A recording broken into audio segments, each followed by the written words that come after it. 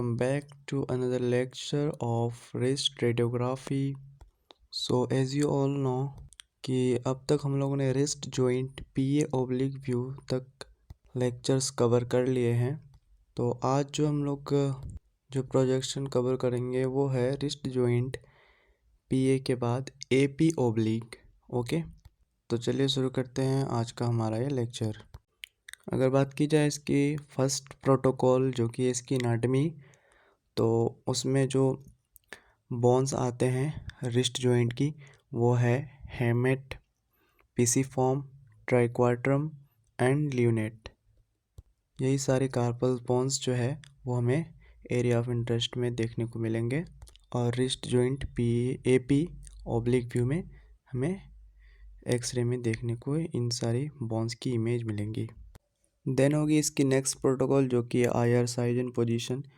तो इसकी जो साइज है वो 8/10 इंच होगी या फिर 18 सेंटीमीटर बाई 24 सेंटीमीटर होगी। एंड जो इसकी पोजीशन होगी IR is placed vertically on the radiographic table, यानी कि इमेज रिसेप्टर वर्टिकली प्लेस्ड होगी रेडियोग्राफिक टेबल के ऊपर। Then IR equal dividing arrows should match with X-ray light from upward and radiographic table from back, यानी कि image receptor की जो equal dividing arrows है वो एक्सरे लाइट से ऊपर से मैच करेंगे एंड नीचे से वो रेडियोग्राफिक टेबल से मैच करेंगे आपस में। ओके, अब आते हैं हम इसकी नेक्स्ट प्रोटोकॉल पे जो कि है पेशेंट एंड पार्ट पोजीशन। तो पेशेंट को हम एग्जामिनेशन टेबल के साइड में बैठा करके PA पोजीशन पे पहले तो हैंड को प्लेस्ड करवा लेंगे IR के ऊपर। देन है कि the hand from AP position is internally or laterally rotated to make 45-degree angle between posterior wrist and IR or supported in this position using a non-opaque stand। यानी कि AP position से हमें अपने hand को internally या फिर laterally rotate करना है और 45 डिग्री एंगल बनाना है पोस्टेरियर रिस्ट एंड IR के बीच में, और फिर नॉन ओपेक स्टैंड का यूज़ करेंगे इस सपोर्ट के लिए, इस पोजीशन की सपोर्ट के लिए। देन है use of sandbag is optional, यानी कि सैंडबैग का यूज़ ऑप्शनल है।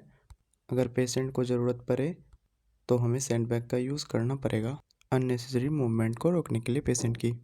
देन आता है इसका सेंट्रल रे डायरेक्शन, जिसमें कि पहले तो हम SID यानी कि सोर्स टू इमेज डिस्टेंस की जो दूरी है उसको 100 सेंटीमीटर रखेंगे और कोलीमीटर्स का यूज़ करके एक्सरे ट्यूब की लाइट को रिसेव कर देंगे एरिया ऑफ इंटरेस्ट के अकॉर्डिंग। और फिर जो सेंट्रल रे है और IR है उसके बीच में हमें 90 डिग्री फॉर्म करना पड़ेगा, ये देखना चेक करना पड़ेगा 90 डिग्री है कि नहीं परपेंडिकुलर।